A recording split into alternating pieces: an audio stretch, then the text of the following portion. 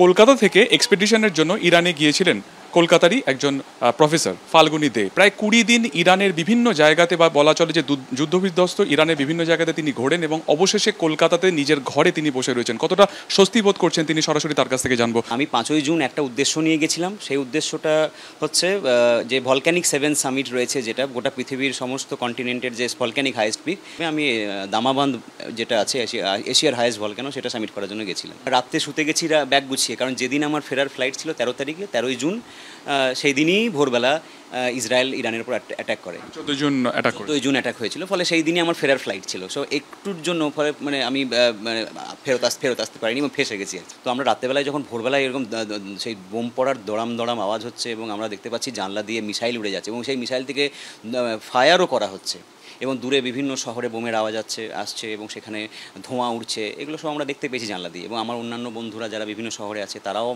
আটকে পড়েছিলাম, যারা পরে আমরা তাদের ফোনেও দেখেছি। তো এইভাবে দেখেছি যে একটা ভয়ঙ্কর যুদ্ধ পরিস্থিতি।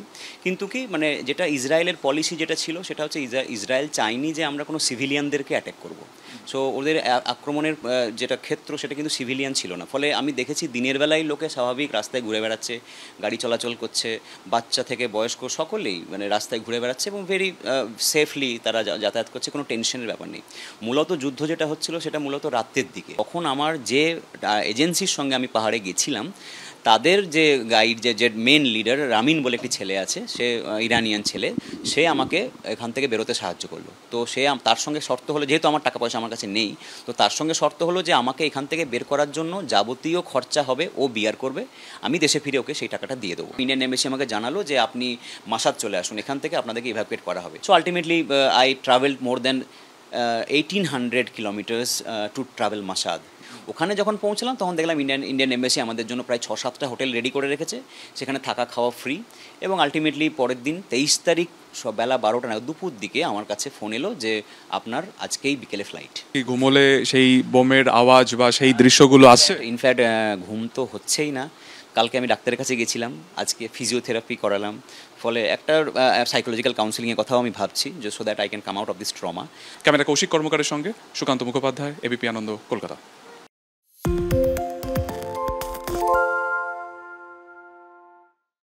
সত্য অন্তহীন, সত্যের খোঁজও তাই, সত্য সন্ধানে তাই আমরা অক্লান্ত, অকুতভয়। এবিপি আনন্দ নতুন ভাবনার প্রতীক, যা মনে মুক্ত, তথ্যে যুক্ত এবং যাবতীয় সীমানার বাঁধন থেকে মুক্ত। সীমা না শব্দটির মধ্যে লুকিয়ে আছে মানা শব্দটি, যেন চোখ রাঙানি এক অদৃশ্য বেড়াজাল, যা আটকে রাখে আমাদের এক ছোট্ট গণ্ডির মধ্যে। একমাত্র সঠিক খবরই গড়ে তুলবে এক মুক্ত সমাজ। সেই জগৎ গড়ার লক্ষ্যে কোনো সীমানার ঠুকুটি আমরা মানব না। এবিপি আনন্দ এগিয়ে থাকে, এগিয়ে রাখে।